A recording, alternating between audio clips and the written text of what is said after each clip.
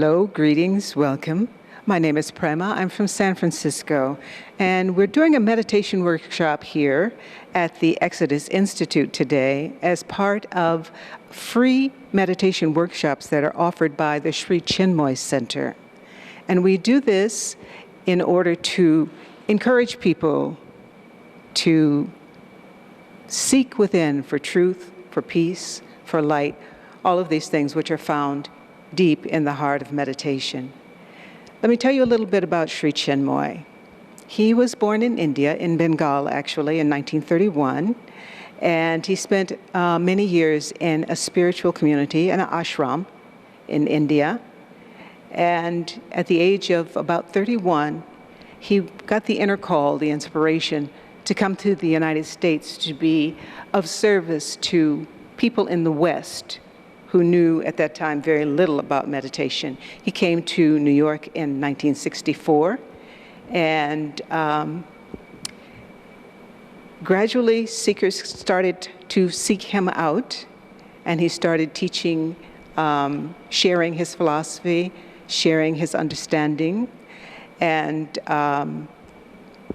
eventually it blossomed into a worldwide organization of several thousand members in many countries around the world.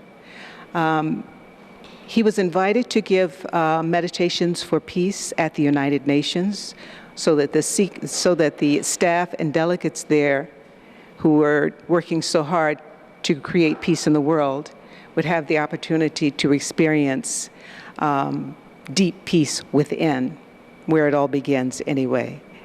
And the peace meditation at the United Nations continues to this day, even though Sri Chinmoy passed in 2007.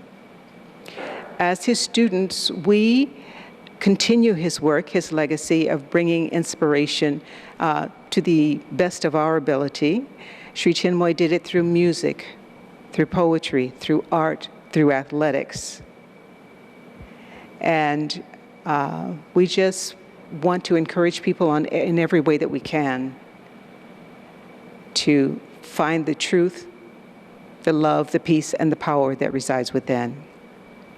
So basically, we want to build on what we started in last week's class, in which we discussed what meditation is and some simple but important ways of entering into a meditative state. I want to keep it very brief, so this is just a very brief recap. For our purposes, we're looking at meditation simply as a bridge between the outer world, which is the world of our senses, the world of where most of us live and have all of our activities, and the inner world, where ideas come from, inspiration comes from. All right, so today we want to focus on how meditation can help to see us through very rough times. So to begin with, I want each of you to just briefly look at your life and think of something difficult that you're going through or something difficult that you have been through, right? It could be an illness, the loss of a loved one, a really difficult challenge of some sort, okay? Now, we're not trying today to solve those problems. What we want to do is give you some tools, some ways and means of finding another way to deal with them. It was Albert Einstein who said, and forgive my paraphrase, but a problem cannot be solved by the same consciousness that created it. So if you have your problem in mind, or the issue that's challenging for you, you may not necessarily have created the problem, but your reaction and your response to the problem may be a problem in itself. So what we're dealing with is ourselves. We're not dealing with any blame. We're not dealing with anyone else. We're dealing with how to come to peace with the issue within ourselves and how to go through it, go beyond it, and to still lead happy, productive lives. Hopefully more happier, and more productive. So we have an opportunity here. The Buddhist tradition talks about making medicine out of poison. So what we want to do is take the problem as an opportunity to grow through it, right? But in order to do that, we're going to have to lift our consciousness. We can't say,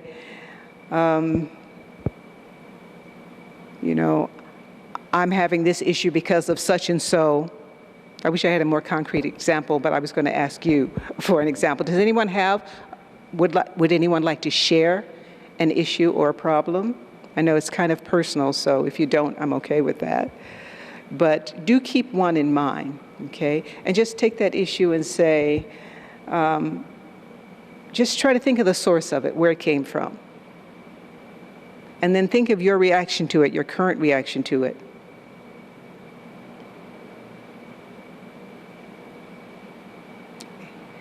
And now, we're going to try to go so far beyond the way we're looking at it now that new ideas come to us, new ways of dealing come to us, so that we can get beyond that problem. It may not be today, may not be tomorrow, but the growth makes the difference. So briefly, let's recap the process of meditation. There are many, many, many, many, many different types of meditation. I mean, almost every religion, every philosophical school of thought has some form of meditation as part of its program, as part of its system of progress, system of bringing peace and love into your life. We're going to use very, very basic concepts as taught to us by Sri Chinmoy. So to begin with, just very basic meditation, review.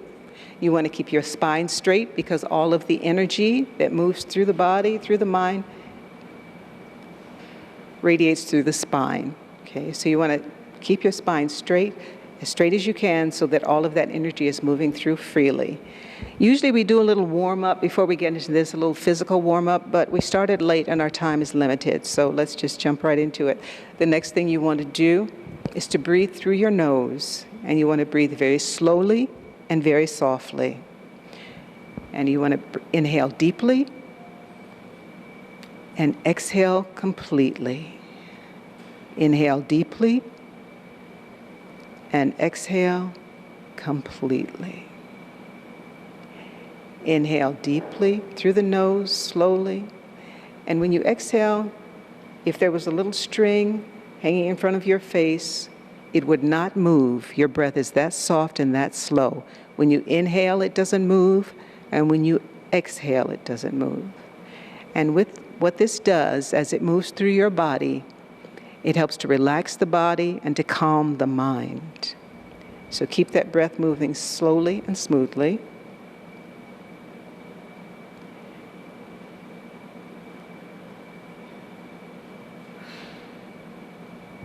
Good, good. Now the next thing you want to do is you want to prevent thoughts from entering your mind. That is probably the hardest part of meditation.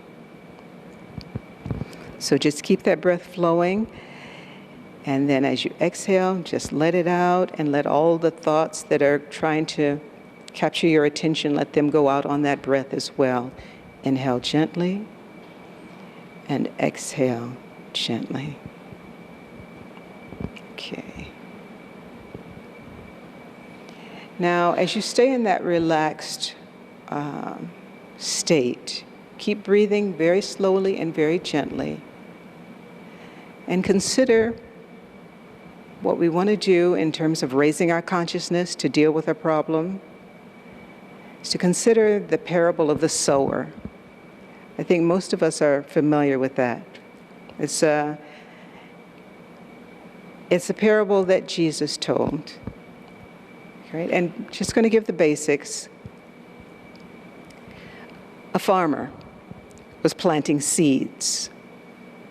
And what we want to do today is plant seeds in our consciousness so that they will grow and thrive and present us with answers, inspiration, and ways of dealing.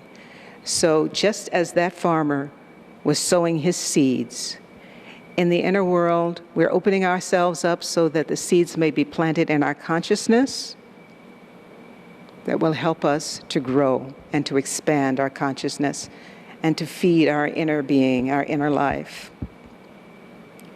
So in the parable of the sower, the farmer first scattered seeds on the path. But what happened was, birds came and ate the seeds, so none of them germinated. Then he scattered the seeds on a rocky place, but the seeds could not take root. There was no fertile ground, only rocks. So here again, the seeds did not germinate. Okay. And next, he scattered the seeds in an area where there was some growth, but unfortunately, it was thorns and weeds. And they choked the plants. Even though they had started to take root and to grow, it choked them and they couldn't come forth. Okay. And finally, he planted the seeds on fertile ground. And then the seeds took root and they sprouted and they grew. And this is what we want to do with our meditation. We want to look at our consciousness, not the consciousness that we're dealing with every day in the outer world, eating, drinking, going to work, watching TV, whatever we do, but the consciousness, our inner consciousness, where we consider, where we create, where we grow, where we learn. So inwardly, in the silence, as much silence as we can, we want to open ourselves up like fertile ground so that inspiration can come to us in the meditative state. Meditation being the entering into an experience of the inner world. And because Sri Chinmoy expresses things much more succinctly than I can, I want to just share with you something that he said about the silence, the inner silence.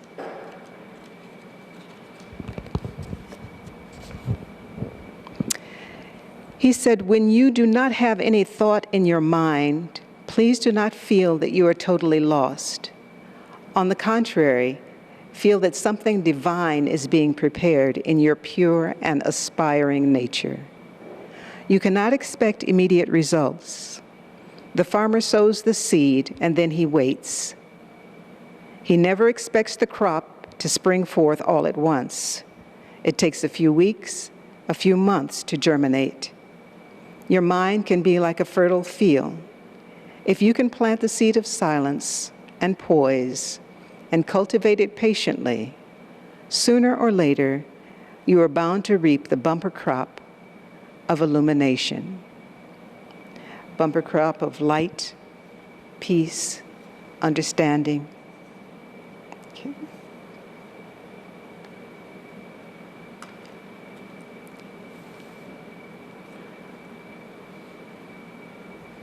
Okay. So while you're in this silent place, we want to keep the mind steady, so we're going to visualize.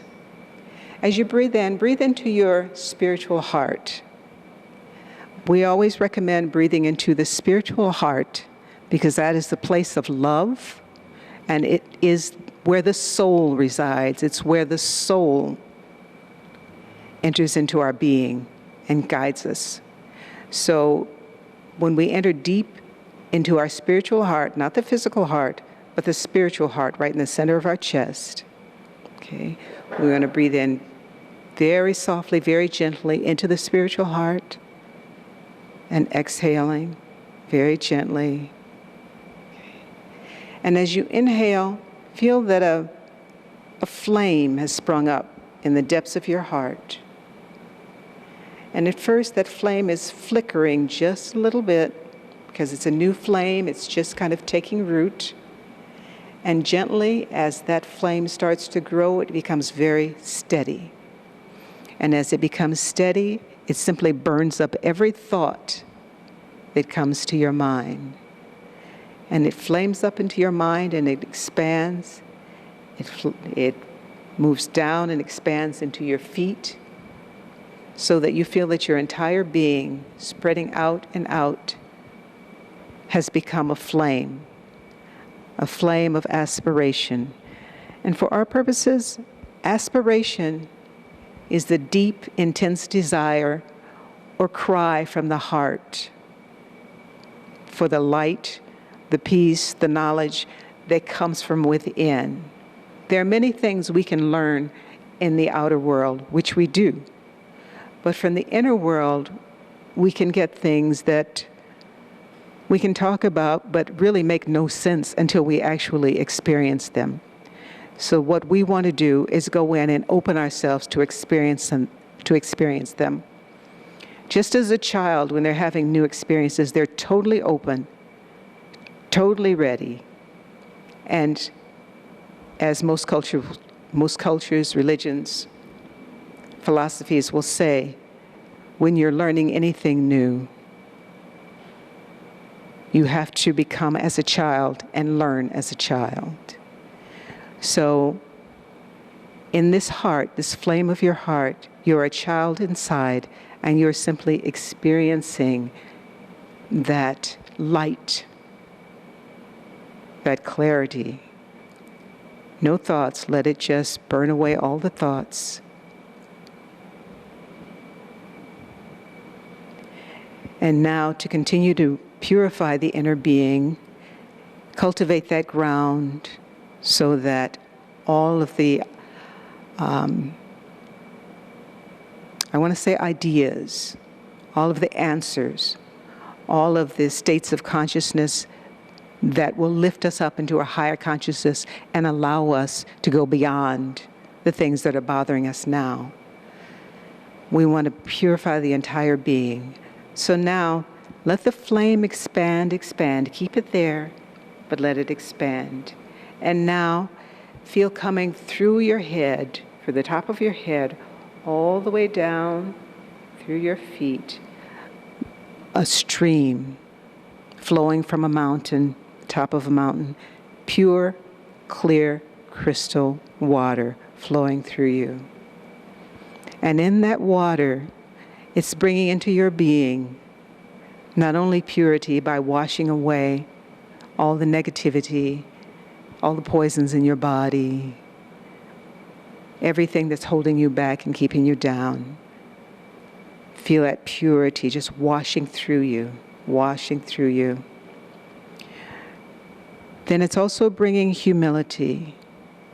Human beings, as human beings, we tend to be extremely arrogant. But the truth is, we know nothing. Well, a little. Most of us know enough to keep us functional and with relative happiness on the material plane. But inwardly, the states of pure love, pure joy, pure peace, most of us have not experienced. And that's because it comes from within. And in order to experience it, you have to be open like a child. You have to want it. You have to know that it exists. And it does exist. But you can't say that for sure until you experience it for yourself. And that is why we practice meditation. We go deep within, we breathe gently, we focus our attention, we go in with as much purity as we can, we keep the thoughts at bay, and we open ourselves to receive. And as Sri Chinmoy just admonished us in his writings, Don't be afraid of the silence. I used to teach private yoga, and I think I've mentioned that to some of you. And I had a client once, Hatha Yoga I'm speaking of. I had a client once who was an athletic trainer himself. And he had opened his body through the gentle stretching and through the deep breathing, had relaxed his mind, and he entered into a meditative state of silence. And he had no idea what it was. It freaked him out so badly that he got up and left. Okay? Don't be afraid of it. Open yourself up to it. Pray for protection if you feel like you need to before you begin. To your higher self, to the Christ consciousness, to Allah, Buddha, whatever your belief system is. But be open to the peace and the light that comes. All right, so, and as that flame, as that stream, that river is flowing gently through you, bringing you purity and humility, the other thing we wanted to bring is gratitude. We're still alive. We're still making progress. That in itself is enough to be grateful for. Most of us have enough to eat. Most of us have shelter. And if we don't yet, we still have the hope of getting those things and having what we need. But the truth is, we are capable of so much more, so very much more, of having more than we need and to share, not only of material prosperity, but of peace, light, love, joy. And these things begin, like all things begin, in the inner world. If someone wants to create a table, you do it inwardly first, and then you create it. You say, okay, I want to make something different, and you see it in your mind, in the inner world. And then gradually it comes, and then you get what you need, and you make the table, and then you make improvements on it. You've created something. That is the bare minimum of what we can do with our inner consciousness. I don't want to get too far out, but you get the idea. So what we're doing by going into a quiet state is opening ourselves up to receive these ideas, opening ourselves up to divine consciousness, if you will. Some people say God. I tend to avoid that term in these kinds of classes because it has so many different connotations for different people. I prefer to use the term divine consciousness. Then that could be anyone, anything. It can be your higher self, because in truth, it is all the same thing anyway. It just has different names according to your cultural or personal beliefs. So breathe deep and feel that stream turn into a rushing river, and it's filled with purity, humility, and gratitude. And around it is the light of the flame, which is radiating peace and light.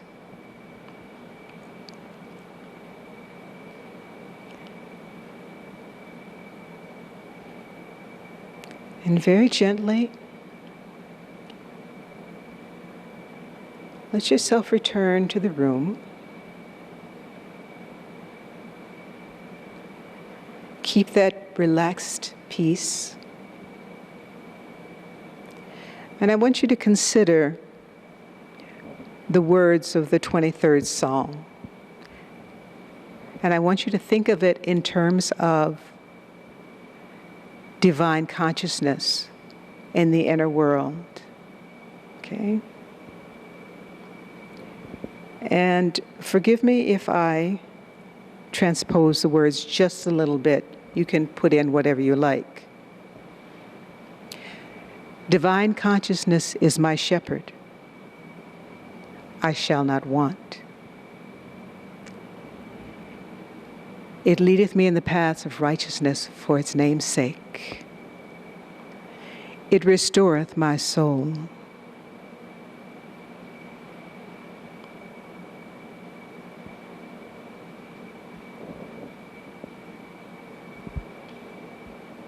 And now I'm trying to remember the rest of the Lord's Prayer. I mean, the 23rd Psalms. It's been a while.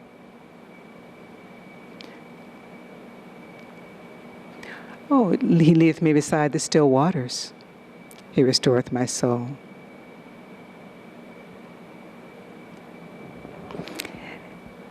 The important part for our purposes, or part of it, yea, though I walk through the valley of the shadow of death, I shall fear no evil, for thou art with me. Divine consciousness is with me. Thy rod and thy staff, thy guidance, thy blessings, they comfort me.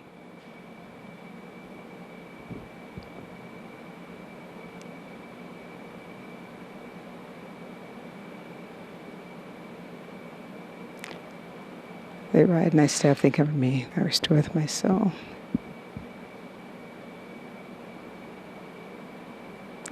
And I shall dwell in the house of the Lord forever.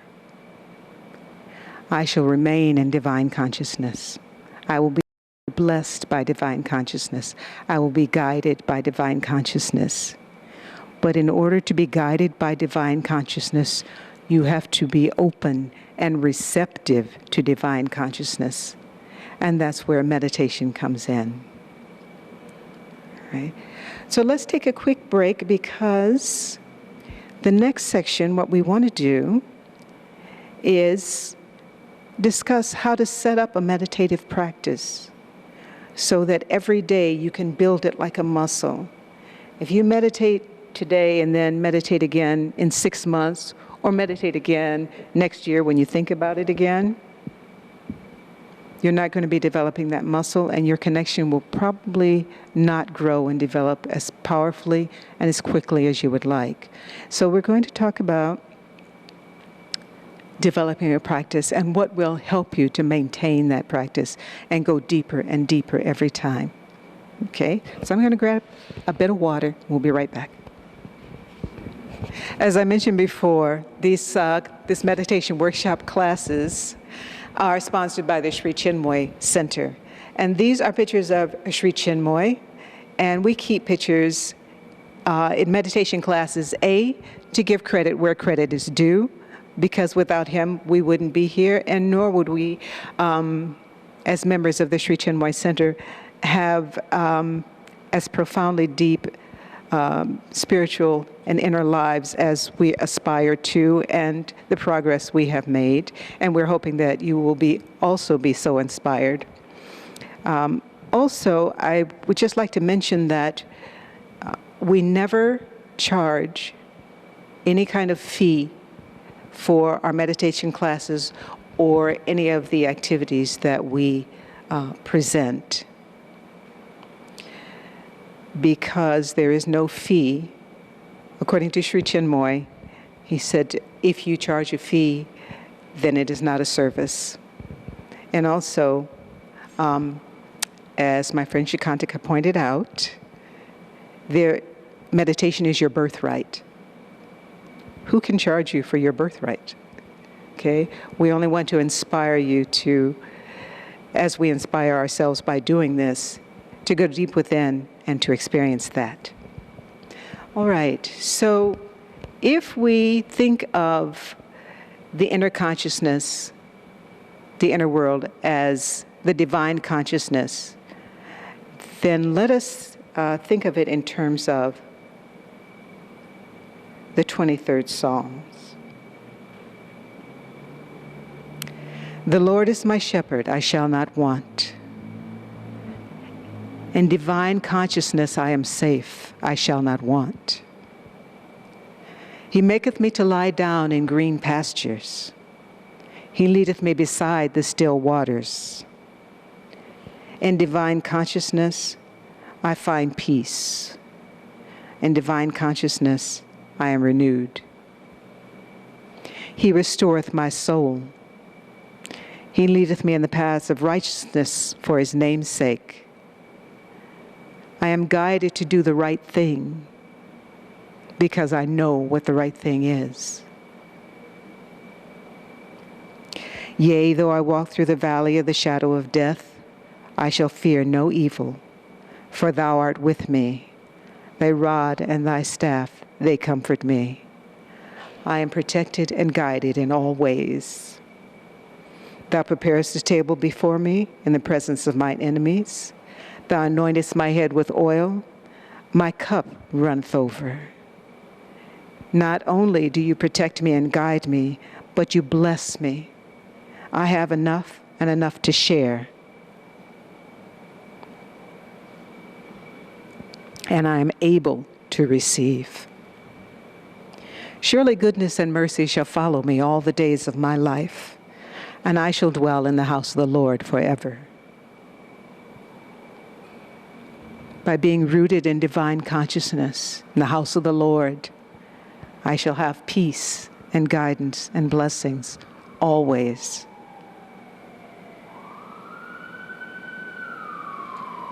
That is why we meditate, so that we can grow in divine consciousness.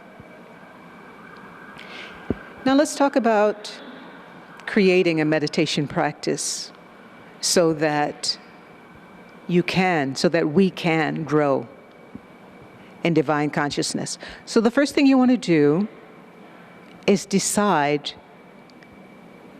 on a place where you will meditate, a place where you can go every day, hopefully at the same time, a place where you can have as few distractions as possible. And you want to set up for yourself a shrine. And it can be on that shrine things that inspire you to want to enter into a divine consciousness. It can be a candle, flame, pictures that you find inspiring of the ocean maybe, or the sky, or a sunset, or of someone you find inspiring, the Buddha, the Christ, in our case, Sri Chinmoy. It can be flowers because they represent purity and beauty. So whatever you put on your shrine, let it be something that is inspiring to you. It makes you want to go deep within and want to transform your life. And when you meditate, you want to set a time, and preferably the same time every day. Morning is best because you're starting fresh. You haven't been inundated by all of the things that the day is going to require of you. And you can bring that good, fresh, meditative consciousness with you into the world. Also good to meditate in the evening where you can let go of everything in the world, everything in your daily life that has been frustrating, been filling your mind with some good things and some things, just things that need to be sorted out. Some things that need to be let go, some things that need to be attended to, and some things that should be rejoiced in. But in the meditation, you let them all go, and then it's easier to deal with them individually if you need to. So meditating morning and evening. When you meditate, every time you sit down at your shrine, you want to come fresh. You don't want to sit down and say, oh, I've got to be here again because this is how I make progress. Although, if that's the case, then take some reading material with you, something that you find uplifting, written by preferably people of spiritual nature that can inspire you to want to meditate deeply. It also helps to have friends that you can speak to about things of a spiritual nature. As we all know, there are people who are simply not interested. There are people who will ridicule you or speak negatively of you for wanting to expand your own consciousness. So that you need to have friends or a community of people who understand and who are on the same page and who want to make progress and who want to encourage you in making your own progress. So find a friend or a community of friends where you can encourage and inspire each other. Another thing that will really help with your meditation practice is if sometime in your life, your daily life, weekly, however often you can, you offer yourself in some way to be helpful. Sri Chinmoy spoke of this as service or self-giving. You can do it at a homeless shelter, or you can, there's so many, many, many ways to give your service. You can make dinner for your church. You know, you can teach Sunday school. You can go to a church, go to a hospital and hold babies that have no mother or no one to hold them, to cherish them. I mean, there's so many ways to be of service. And by doing that, you are opening yourself up to receive more. As you give, so shall you receive. I think it's Khalil Gibran who said, make sure that you deserve to be a giver, because there are those of you who consider yourselves to be givers, but the truth is that it's life that gives to itself, and we are only the witness. So as you offer your service, your time, your energy, then you are really helping yourself. And that does help to expand your consciousness and, to expand your consciousness and to deepen your meditative practice. Okay. And finally, one more thing you can do to stimulate your meditative practice and expand your consciousness, and that is transcend yourself. On Sri Chinmoy's path, self-transcendence is an integral part, because you never know what you can do until you've gone beyond what you think you can do. Okay? You never know what you can do until you go beyond what you think you can do. When I first came to the path, Sri Chinmoy's path, many years ago, I was introduced to the concept of self-transcendence through a 47-mile run. Okay? Now, we're not talking marathon, 26 miles. We're not talking a jog down the street. We're talking 47 miles. Now, ideally, one trains for these things. But the first time I did it, I did not. But I did finish. And the thing that I realized about that exercise in self-transcendence was twofold. One, if I didn't open myself up to divine consciousness, there's no way I could have finished. And two, if I couldn't have stayed happy, if I couldn't have opened myself up to knowing that it is possible, and not let myself say, oh, I'm so tired, oh, my feet hurt, oh, my muscles hurt, oh.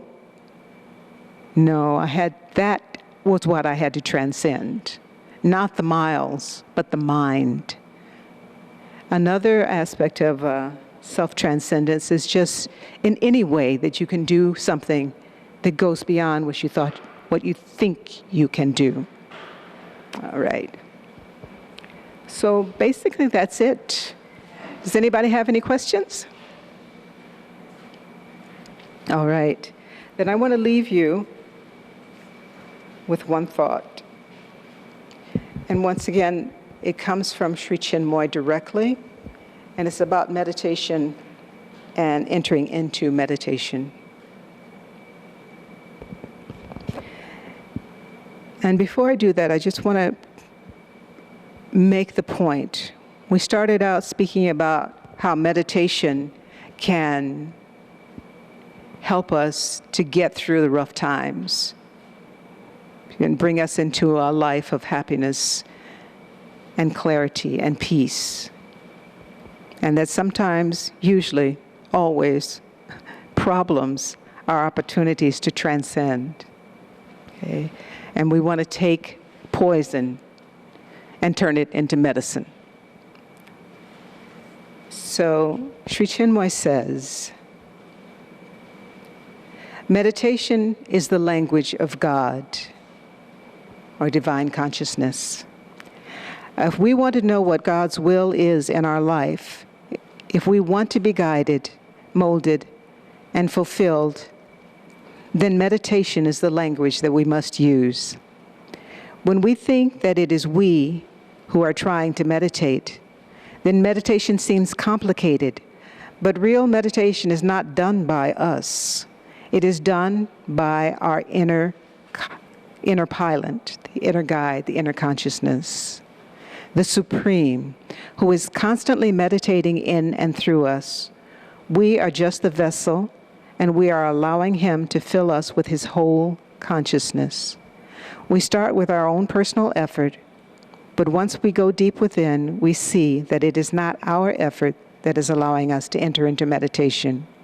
It is the Supreme who is meditating in and through us with our conscious awareness and consent. Each person's soul has its own way of meditating. My way of meditating will not suit you, and your way of meditating will not suit me.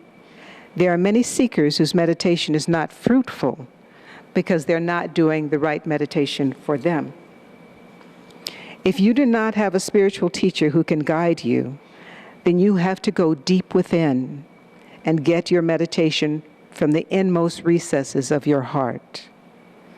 This is very difficult for a beginner. You have to go deep, deep within and see if you get a voice or thought or idea.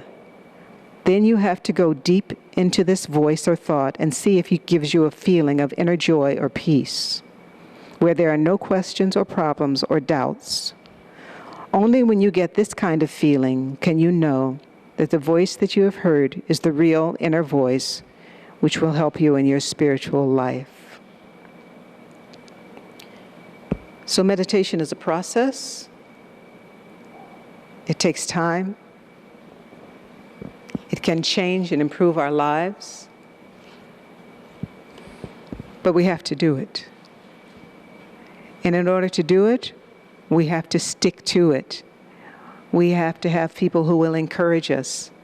And we have to be able to encourage other people. So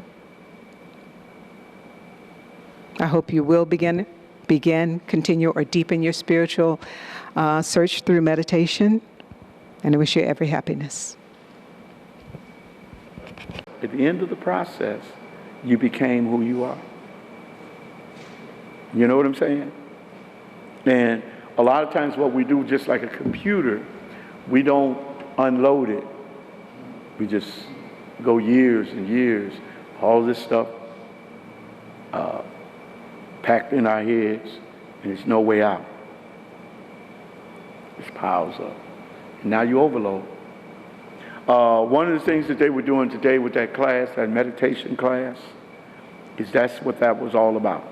How do you remove all of this baggage that's hindering you from moving to the next step of your life? So if we go back to those little kids, which we all came from that. I was a kid too. I went to school. Believe me, I'm gonna be honest, I was messed up. I was one of them that sat in the corner, looking at everybody trying to figure out, how did I get here? Really. I mean, when I think back on it, that was my MO. Wondering, how did I get here? Did I have a choice? What is it that I'm supposed to be doing? That's what was going through my mind as a kid. And so I had, but somehow, and I still don't know where it came from to this day, something told me that I had a job to do. Now, how I can fathom that at the age of 9 and 10, I don't know. Because all my other buddies, they weren't saying that. The only thing they want to do is party, have fun. I'm sitting here in the corner looking around, trying to figure out how the heck did I get here? What's my purpose? And so when we think back on what we went through growing up, we can then realize how we got here. Now down the road, as we get older, we start going down these different roads, running into different people. Our paths get corrupted. Now, you don't know which way to go. Then some of us have gotten this idea that, and I'm not saying it's an idea, what I found is that a lot of people that have deficiencies do not deal with their deficiencies. And what's a deficiency? At my school, and I don't want to say my school name because somebody might see this video and say, you don't be talking about some kids like that. But some of them can't tell time. You know what I'm saying? They'll come to me, the clock sitting right there on the wall. Mr. Allman, what time is it? So I say, well, you're 10, 11 years old. Oh, I don't know how to tell time. They'll tell me they don't know how to tell time. Then I have some that go through a thing, they can't even tie their shoes. They'll walk on the back of their shoes because they ain't going to tie them up. And so at the end of the day, deficiencies are things that we did not get that will make us healthy in this life. Now, what ends up happening to a lot of us is we go to the pharmacy, and then the pharmacy takes over, which is drugs. And then we rely on drugs for our success. I worked at a boys' home for about a year and a half, and I was very disturbed, because what we had to do was we had to medicate the kids, and some of these kids we would medicate them 3 times a day. Morning time, they would get their meds. Afternoon, they would get their meds. And in the evening, they would get their meds. Sometimes each kid had their own prescription. Some of them might get 10 at breakfast, might get 8 at lunch, and 15 at night. The thing that puzzled me was that they didn't even know what they were taking. They didn't know what they were taking. Because half the time I didn't know what they were taking. All I know is, here's what they take. Now, I was supposed to study all of that to know what they're taking. But the thing is that they would get in line. They would get in line for those meds. 10, 15 pills. Now, what was all this stuff doing to them? Some of them had to have pills to make them go to sleep, and they had to have pills to wake them up. They had to have, I had one guy, he used to eat glass. Literally eat glass. Scary stuff. Of course, we had to keep him medicated. Keep an eye on him. And so at the end of the process, getting back to my original thought of why I'm doing this, I've worked with all 3 groups. Actually, the 4th group is the little ones. But I've worked with them, and I see that there is a total separation. There's a separation of the senior guys who have spent their lives working, and now they're in retirement. And they go and they sit over at McDonald's and drink coffee and play chess, checkers. And then there's a group of men that are, they're homeless. And because of the misconception,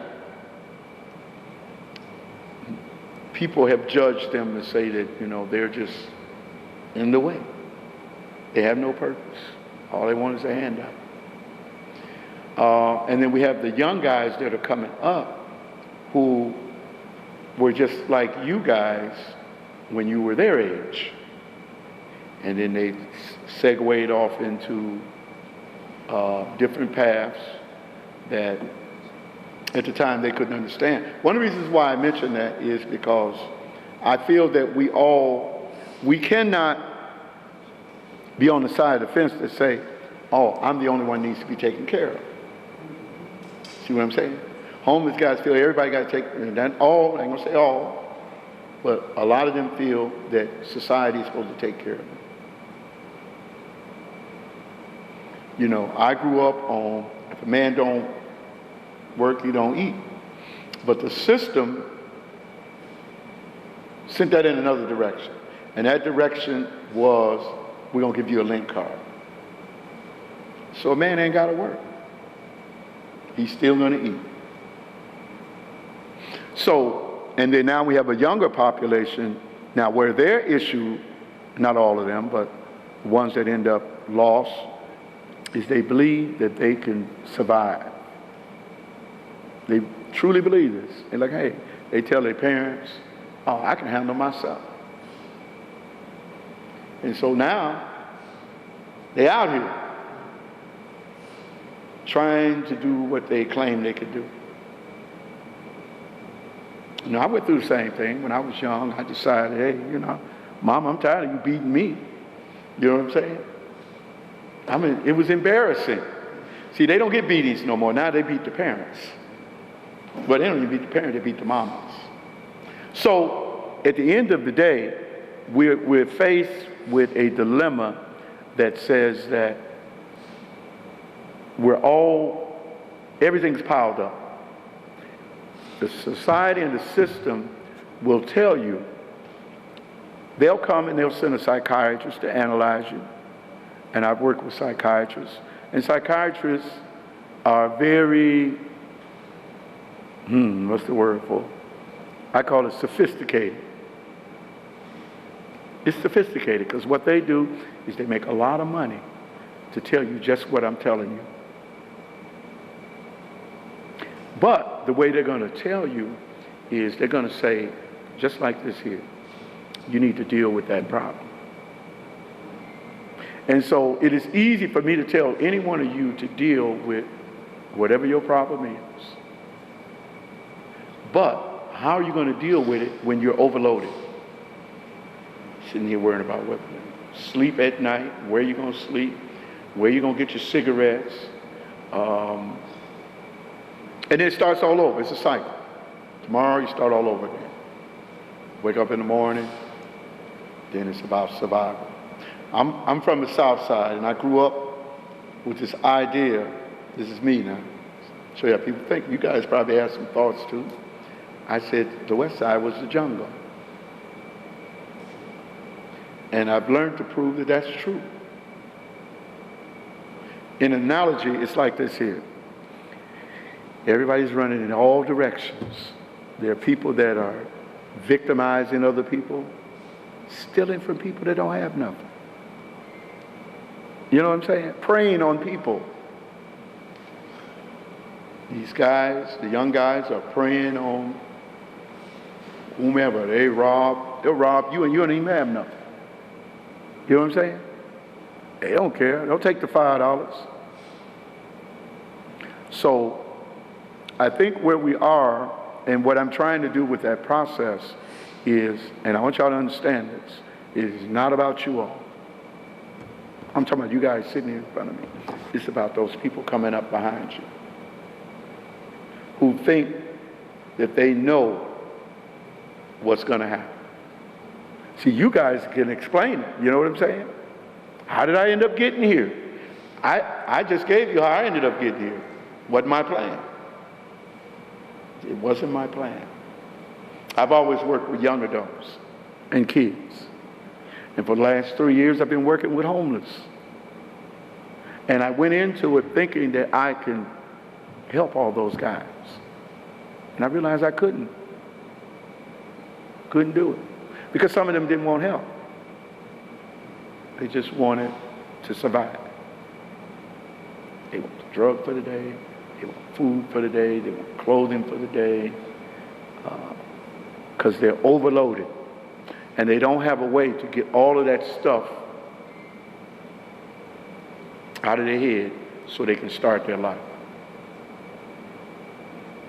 So I guess, George, this will be part 2 of the homeless side of this project that I'm doing.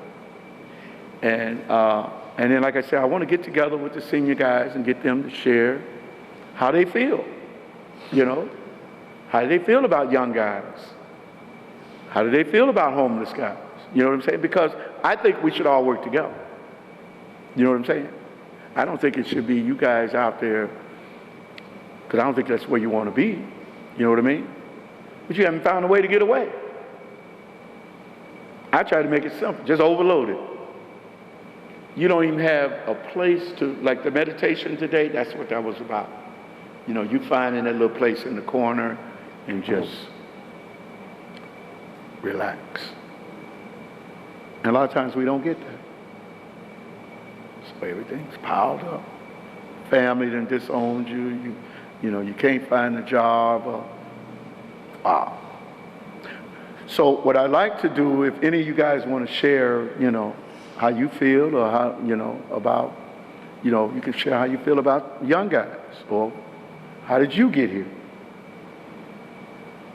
You know, and sometimes when you realize why you got here, then you can do something about it. See, I had to take a step back because I found myself thinking that I could save everybody. And then when I finally dawned on me, Jerome, are you for real? These are grown men. They are not children. It is not your responsibility to take care of them. It's not.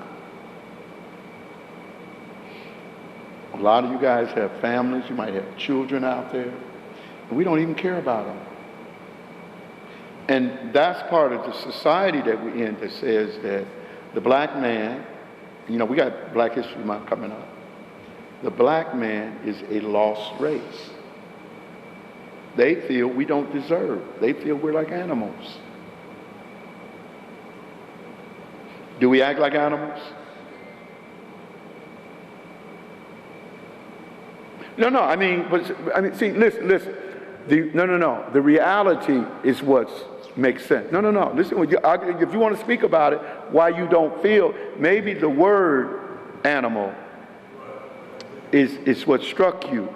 See, but you got to understand that we're the ones that call ourselves who we are. Whether or not we say we're black, see what I'm saying? Whether or not we say we're men, what does that mean? See, that's why we get mixed up. Remember how they say we all in this together? He didn't say you were an animal, and it might not be you. But a lot of us act like animals. We prey on other people. Do other races do it? Exactly. But you're not trying to be white, right? I'm not trying to be white either. So I'm speaking in general of us here on this west side. Now, you know that we've kind of now it's becoming to get mixed right before our very eyes. Block I live on is at least 5 Hispanic families on my block. Listen, there's nothing wrong with that. You know why? You know why? Because at one time all the Chicago was white. And then what happened? And then what did they do?